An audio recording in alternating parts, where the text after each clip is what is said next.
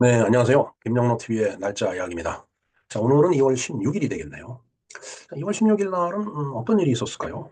일단 절기상으로 우수가 되겠습니다. 우수, 대동강물도 풀린다는 우수. 이제 봄이 오고 있는 것이 느껴집니다. 뭐 아직 약간 쌀쌀한 기운은 이제 뭐 남아 있지만은 그래도 이 천체 운행은 뭐 변함없이 진행이 되는 거죠. 결코 이 추위가 한여름까지 지속되지는 않겠죠. 예. 결국은 우수가 지나고 그다음에 이제 다음 달이 되면은 완연하진 않더라도 이제 봄의 모습이 얼굴을 드러내지 않을까 이런 생각을 해봅니다. 자, 그런가 하면은 오늘 지구상에는 무슨 일이 있었을까요? 하고, 이 레이건 대통령이 레이거노믹스, 그러니까 레이건 이코노믹이라는 그 정책을 갖다가 이렇게 발표한 그런 이제 날이 되겠습니다. 야, 레이거노믹스.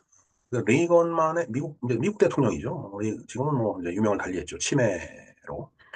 레이건 대통령이 이제 대통령 재임하면서 그 미국 사회의 그 아주 그 큰 과제가 바로 인플레이션 문제였습니다. 그 인플레이션을 이제 잡기 위해서 이제 어떤 정책을 썼는지 레이건만의 어떤 그 경제 정책을 이제 수행을 했던 거죠. 그게 바로 소위 그 신자유주의다라고 지금 알려진 뭐 작은 정부. 그러니까 이제 모든 이런 기능을 갖다가 정부가 나서서 대신하는 것이 아니고 시장에 이제 맡기는 거죠. 예를 들어 케인즈주의 같으면 이제 국가가 많이 개입을 합니다. 그러나 이제 국가가 너무 개입을 하다가 보면은 이제 방만해지죠. 뭐 예를 들어서 예산을 이제 뭐 막 이제 늘려갖고서 이제 펑펑 이제 쓰면서 뭐 퍼주기 사업을 한다든가 이제 이런 쪽으로 흐르게 되는데 이제 그러다 보면은 돈이 많이 풀리게 되면 인플레이션이 자동적으로 발생이 됩니다. 지금 우리나라도 이제 그 인플레이션의 어떤 고통이라고 할까? 이제 그런 것들이 이제 적지 않아 있죠. 뭐 미국도 마찬가지입니다. 이것은 아마 전 세계적으로 그 코로나 그 팬데믹 당시에 어, 뭐 자금을 갖다가 이제 뭐 무한정 막 풀어대다 보니까 이제 그것이 결국 인플레이션이 돼갖고 돌아오는 거예요. 모든 그 이 커설리티라고 그러죠. 인과관계는 뭐 빼도 박도 못하는 겁니다. 원인이 있으면 반드시 결과가 있죠. 오늘 이렇게 힘든 것은 지금 현재를 끌고 나가는 사람의 잘못이 아니고 그 전 사람의 잘못이 이제 오늘에 나타나고 있는 거다라고 보면 되겠습니다. 결국은 레이건 대통령도 카터 대통령에 이제 이어서 이제 어, 미국이라는 나라를 이렇게 딱그 보니까 그 당시 이제 인플레이션이 상당히 심하게 이제 그 발생되고 있었던 이제 그런 이제 상태였죠. 그래서 이제 그 인플레이션 문제를 잡기 위해서 이제 여러 가지 그 경제 정책을 이제 내놨죠. 그러니까 결국은 그걸 크게 요약한다라면은 정부 지출을 줄이고 그다음에 시장에다가 그 기능을 갖다 이제 가급적 이제 맡기는 이제 그런 그 이제 정책이 그것을 뜻하는 거라고 보면 될 것 같습니다. 그럼 과연 레이거노믹스를 이제 정책을 실행하고서 많은 성과를 거뒀느냐? 물론 많은 성과를 거뒀죠. 그렇지 못하다라고 또 비판하는 사람들도 있습니다.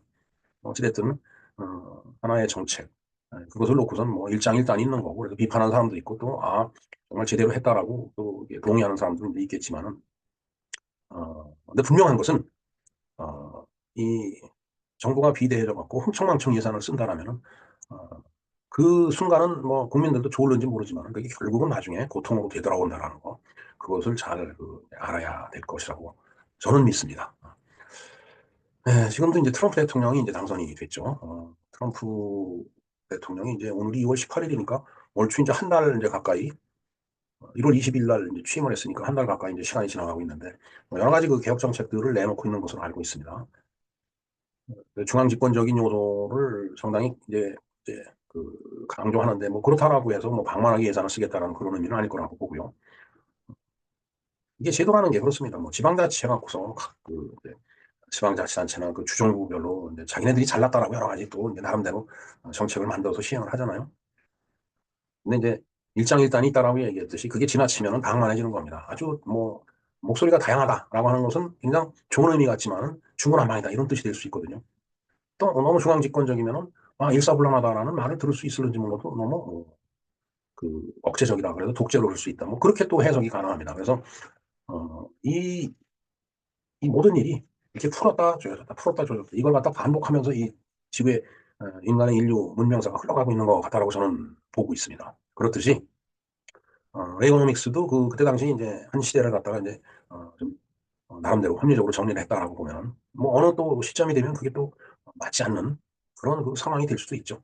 예, 뭐 그것은 인류 문명사를 또 너무 거창하게 거론한다라면은 그야말로 거창한 거고. 그 당시 1980년대 미국 경제를 개혁하기 위해서 레이건이 펼쳤던 레이거노믹스 그에 대해서 또 그때 당시에 또 영국에서는 이제 대처 수상이 나와도 그 비슷한 그 어떤 이념을 갖고 추진했던 정책이 바로 대처리즘이죠. 대처가 대처를 잘했던 것 같습니다. 그런가 하면 그때 당시 이제 대한민국은 전두환 대통령이 이제 집권하던 시절입니다. 전두환 대통령도 80년대 엄청난 인플레이션을 잡느라고 애썼다라는 얘기, 그 당시 젊은 나이였지만 많이 그 얘기 들었습니다.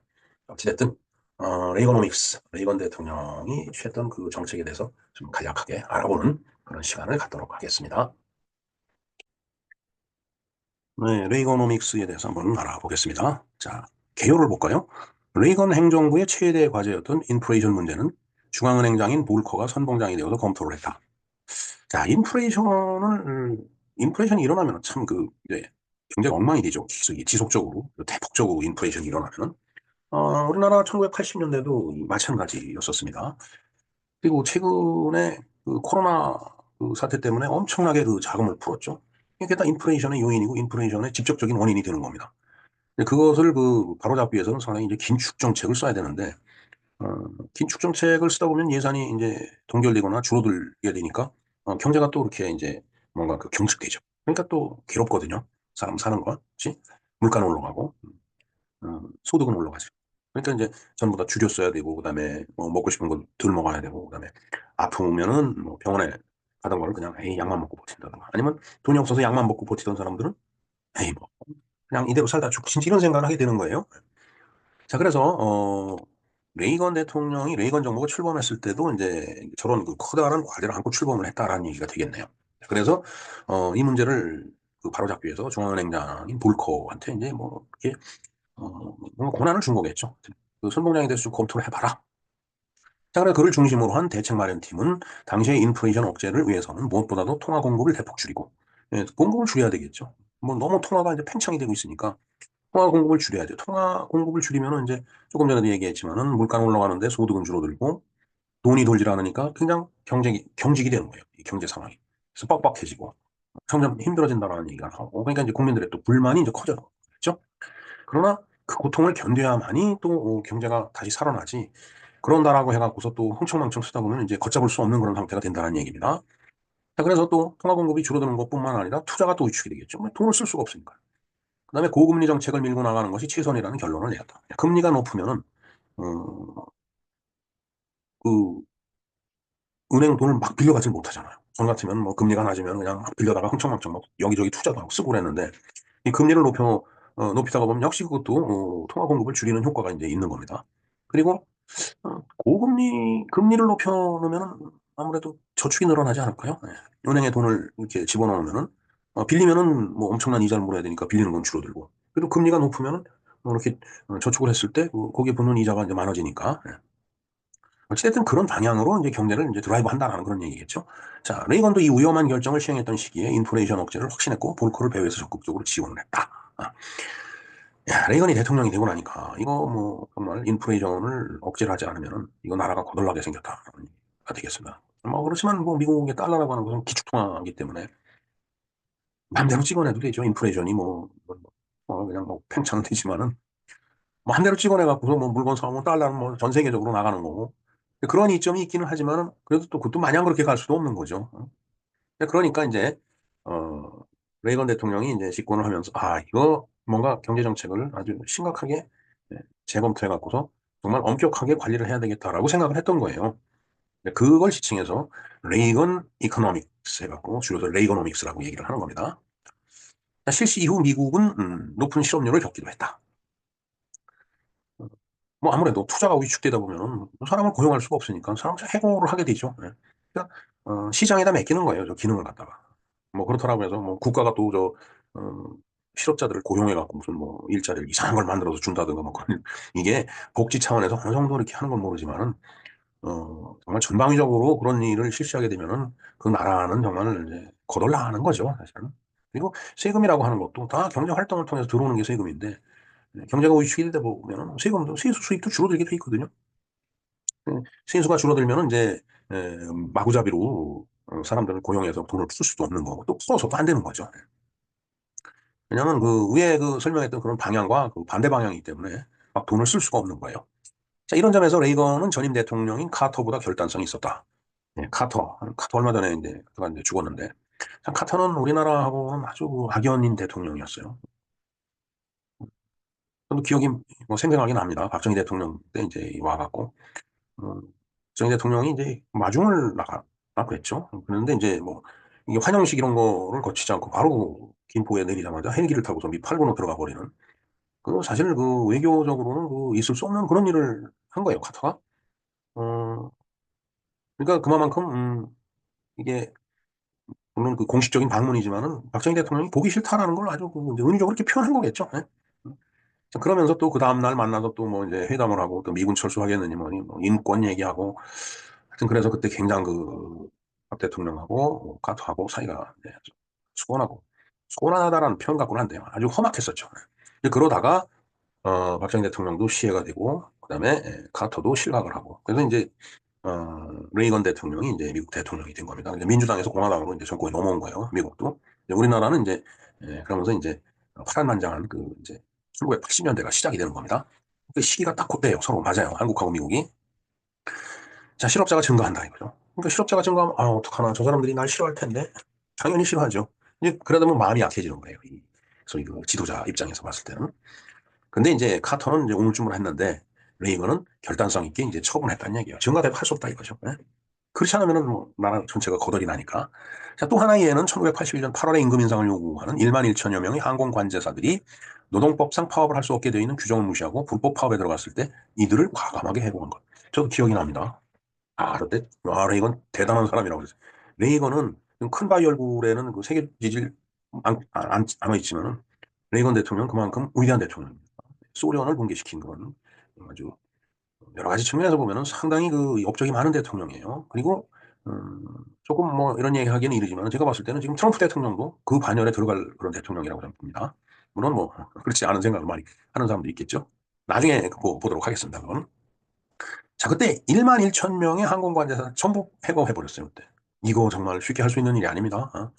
자, 이때 또 영국에서 이제 출범한 그 정부가 대처 정권이었죠. 근데 대처와 이 레이건은 서로 그 이제 이 생각이 비슷했어요. 소위 그 신자유주의적인 그런 생각을 갖고 어, 국가가 할 수 있는 일은 그 대폭 축소하고 그러니까 작은 정부를 얘기하는 거죠. 그럼 또 공무원들 다 해고를 시켜야 되는 거고 그렇게 되면은 그러나 이제 그런 기능을 갖다가 시장한테 맡기고 시장에서 알아서 하라는 얘기예요. 그러니까 시장 경제를 그 이제 신봉하는 거죠. 그러자면은 자, 그래서, 대처도 마찬가지였습니다. 그, 이제, 대처 그, 탄과 광부든가요? 그것도 파업할 때 아주 그 강하게 그 대처도, 대처를 했습니다. 대처, 이름이 대처라서 그런지 대처를 했어요, 그러면. 그걸 대처리즘이라고 하죠. 예. 정말 그, 오죽하면 철의 여인이라고 이제 별칭이 붙을 정도인데, 하여튼, 대처도 대단한 그, 이제 여성 지도자였죠. 예. 음, 자, 3번 보겠습니다. 작은 3번. 인플레이션 해결을 위해서는 고용주들이 피고용인들이 요구에 무조건 따르는 일이 없어야 한다는 견해를 행동으로 옮김으로써 비타협적인 결단성을 과시한 것이다.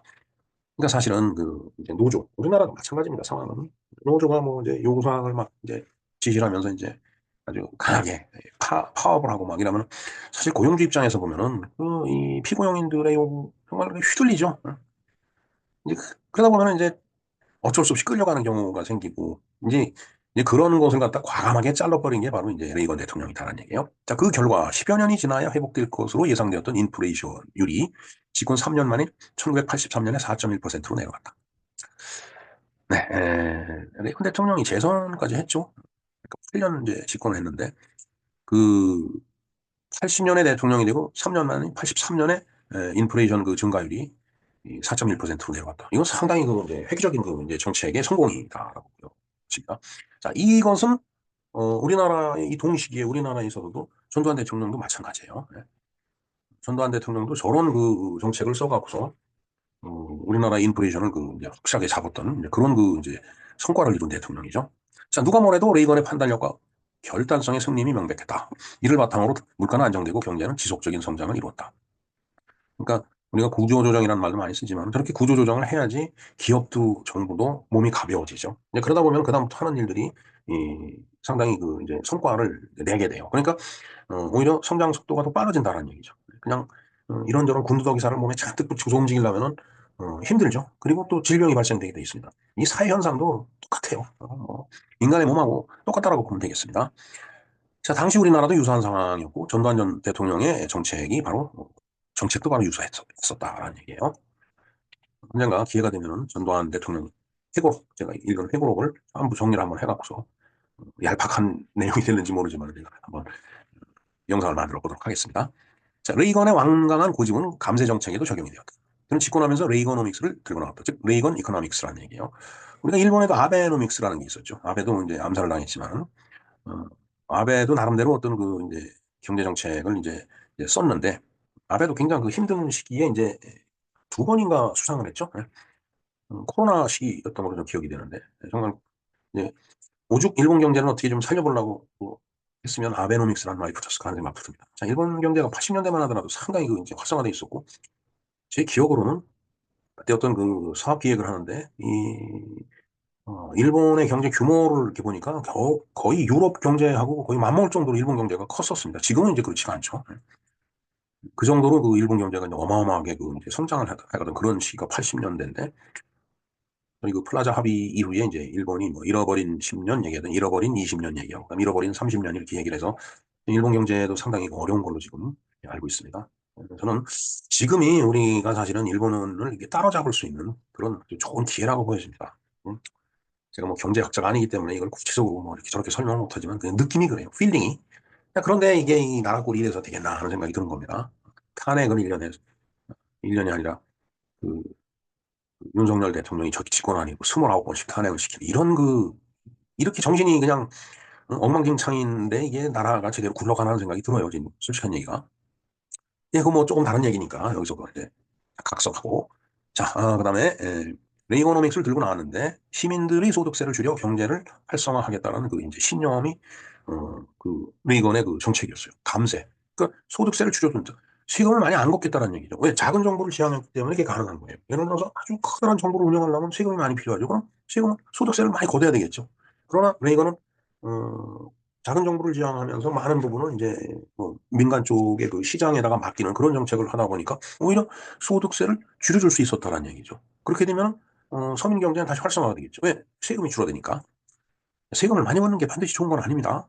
물론 뭐 많이 걷어갖고 복지 혜택을 많이 줄 수 있을는지 모르겠지만 분명한 것은 복지 혜택을 이렇게 남발하다 보면은 그 시대를 사는 사람들의 이 정신 상태가 썩어 문드러진다는 그런 그 단점이 있어요. 이건 정말 어, 정치가들이 표를 의식해 갖고서 그런 정책을 쓰면 그건 결국은 나라를 망가뜨리는 그런 정치가예요. 그러니까 우리가 경제적인 이득이 이만큼 된다라고 해서 그쪽에 휩쓸려가고 이런 그 사람이 되지는 말아야 될 것 같습니다.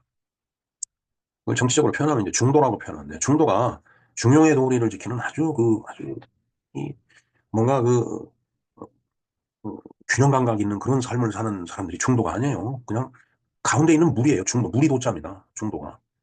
그러니까 25만 원 준다고 하면 그쪽으로 확 쏠리고 그걸 못 준다 그러면 반대 방향 확 휩쓸리고 이런 그 정치적으로 줏대 없는 인간들이 바로 중도예요.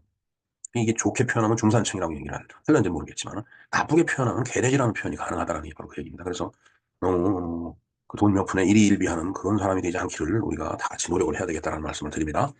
예, 또 조금 그 얘기가 빗나갔는데 다시 돌아오겠습니다. 자, 이에 대해 당시 공화당 내 경쟁자였던 조지 부시는 이를 주술 경제라고 말하며 우려를 표했다. 뭐 당연히 그 반대 의견이 나올 수밖에 없죠. 뭐 그다음에 이제 조지 부시가 대통령이 됐지만은 조지 부시가 대통령이 되고서도 또 반대급부에서는 또 그렇게 얘기를 하거든요. 예. 그러니까 4번을 볼까요? 그 밖의 측근들도 조롱 섞인 반대 의사를 나타냈지만 레이건의 확신은 변하지 않았다. 음, 결국 흔들리지 않는 그런 그 의지, 확고한 신념으로 밀어붙였다는 얘기예요. 그게 이제 바로 이코노믹스였다는 얘기죠. 자, 조세 삭감의 일시적으로는 세입 세출을 줄이지만 궁극적으로 경제 활성화가 돼서 세금 삭감을 보충하고도 남는다고 믿었다라는 그런 얘기가 되겠습니다. 조금 전에 말씀드린 그 내용입니다. 그리고 사실 레이건의 감세 정책은 1980년대 중반까지는 경제 성장을 촉진했다. 그러나 그것이 어느 정도 지속될 수 있는가에 대해서는 개인에 대한 소득세 삭감이 기업의 투자 감소라는 부담으로 작용한다는 측면에서는 회의적이었다. 자, 저런 또 부작용이 있는 것도 사실입니다. 자, 게다가 무제한의 그 국방비를 이제 또 지출을 했죠. 왜냐하면 뭐 우주군을 창설한다든가 결국은 저렇게 국방비를 이제 지출하다 보니까 이제 저때 당시에 이제 소련이 이거 우주군? 야, 이거 미국이 우주에서 소련을 공격하는 거 아닌가? 이런 이제 생각을 할 수가 없겠죠?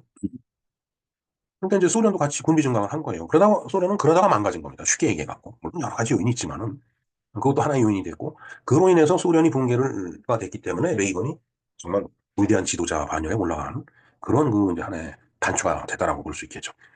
그다음에 국방비를 그렇게 지출하고 그다음에 펜타곤의 비효과적인 국방비 예산 사용 등까지 겹쳐진다면 국가 재정 관리 차원에서 그 적자 규모가 어떻게 변할지는 우려할 수밖에 없는 문제가 도사리고 있었다. 네, 그거는 뭐 반대급부에서 볼 때 그렇게 생각을 하지 않을 수가 없죠. 또 그렇게 지적을 해줘야 됩니다. 이런 문제가 있다라고.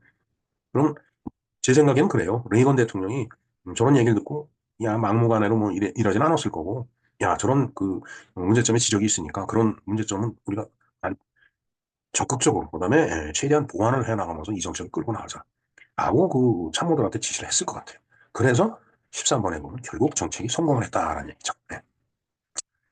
네, 오늘 뭐 레이거노믹스에 대해서 제가 설명을 이제 드리지만 레이거노믹스를 이제 창시해서 추진하는 사람 바로 레이건 대통령이죠. 자, 레이건 대통령은 제가 어, 방송번호 471번이 되겠습니다. 그리고 레이건 대통령이 6월 5일 날 아마 유명을 달리했나 그랬을 겁니다. 그래서 그때 제가 6월 5일 날 레이건 대통령에 대해서 방송을 해드린 적이 있습니다. 예. 이 방송도 제가 링크를 걸어 드리겠습니다. 한번 레이거노믹스와 그다음에 로널드 레이건 대통령의 어떤 정치적인 역정 그에 대해서 뭐 같이 이렇게 보시면 될 것 같습니다. 자, 그리고 비슷한 시기에 전두환 대통령하고 서로 협조 잘 되고 각자가 서로 잘 맞았다라고 제가 말씀을 드렸는데 전두환 대통령에 대해서도 제가 방송을 해드린 적이 있습니다. 이것도 제가 링크를 걸어드릴 테니까 시간이 되시면 한번 좀 참조해 주시기 바랍니다.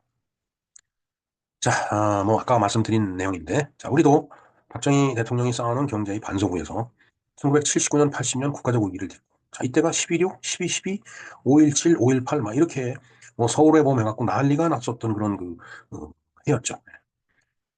이제 그러면서 박정희 대통령이 쭉 이제 추진해왔던 중화공업 정책도 나름대로 여러 가지 모순을 안고 있었다라는 얘기죠. 물론 모순이 없는 정책은 없습니다. 모순이라는 게 뭐 창과 방패이기 때문에 어떤 한 정책을 추진하다 보면 반대급부는 반드시 있게 돼 있고 또 그걸 놓고 비난하는 사람도 당연히 있게 돼요.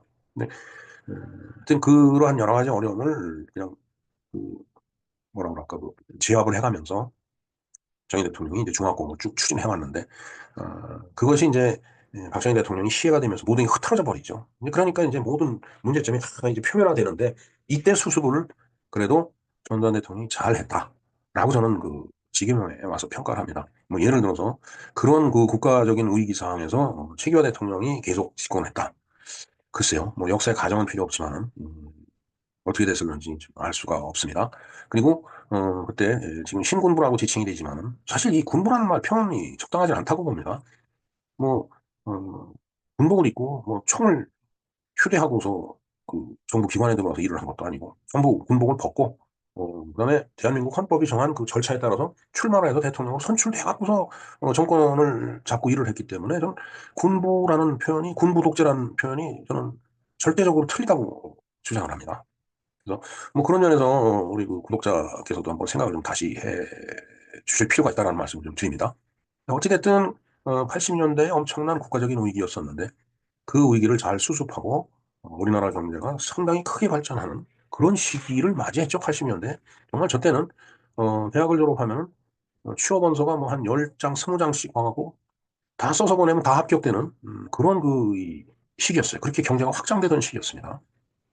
그렇게 나가서 일하는 세대가 있었기 때문에 오늘날의 이 대한민국 경제가 그래도 나름대로 잘 잡은 거예요. 지금에 와서는 이제 상황이 많이 바뀌어가고 있지만은 그건 그 다음에 집권한 사람들의 책무고 그 사람들의 책임이에요. 자, 그런 의미에서 1980년대에 우리나라 경제를 퀀텀 점프를 하게 한 지도자는 전두환 대통령이었다라고 저는 과감하게 말씀을 좀 드리고 싶습니다. 그래서 전두환 대통령에 대한 재평가가 우리 좀 필요하다. 좀 곰돌이같이 심각하게 생각하면서 이런 말을 제가 한다라고 해서 저를 비난하거나 그러지 말고 실제로 어땠는가를 한번 들여다볼 필요가 있겠다는 얘기입니다. 네, 일단 레이거노믹스에 대해서는 간략하게 설명을 드리고 오늘이 이제 우수가 되겠습니다. 1년을 24개의 절기로 구분하죠. 근데 이제 입춘삼 우수 두 번째 절기가 되겠습니다. 예, 우수. 비가 온다는 얘기죠. 예, 이제 추운 겨울은 가고 비가 온다는 얘기인데, 어찌됐든 이제 점점 어, 날씨 따뜻한 봄 쪽으로 지구가 움직이고 있다. 그렇게 말씀을 드릴 수 있겠습니다. 자, 입춘과 경칩 사이에 들며, 입춘은 지나갔죠. 2월 3일이 입추였습니다. 그 다음에 3월 초가 되면 경칩이 옵니다. 이제 개구리가 튀어나오는 시기죠. 자, 입춘, 입길 15일 후에는 양력 2월 19일 또는 20일, 음력으로는 정월 중기에 바로 이 우수가 온다는 얘기죠. 태양의 환경이 330도 위치에 올 때라고 보면 되겠습니다. 예, 우수. 2023년에 이제 우수를 제가 설명을 드렸었는데, 이 우수는 이제 절기이기 때문에 이게 날짜가 약간씩 다를 수는 있어요. 그때 3월 19일이었습니다. 이제 금년에는 18일이네요. 하루 정도 차이가 나죠. 예, 그때 이 19일은 또 이제 등소평이 사망한 날이어서 그러니까 등소평에 대해서도 그때 한번 공부를 해봤었습니다. 이 영상 드링크를 걸어 드릴 테니까 한번 참조를 좀 해주시기 바랍니다. 네, 곧 빗방울이 떨어지겠네요. 우수, 비가 지금 올 것 같습니다. 네, 이제는 날씨가 점점 따뜻해질 거라는 확신을 갖고 이제 봄맞이, 입춘은 지났지만 이제 그야말로 온몸으로 느낄 수 있는 그런 봄날이 다가오니 봄맞이를 해야 될 것이라는 말씀을 드리겠습니다. 네, 이상 김영로 TV에서 바라다본 오늘의 날짜 이야기였습니다. 감사합니다.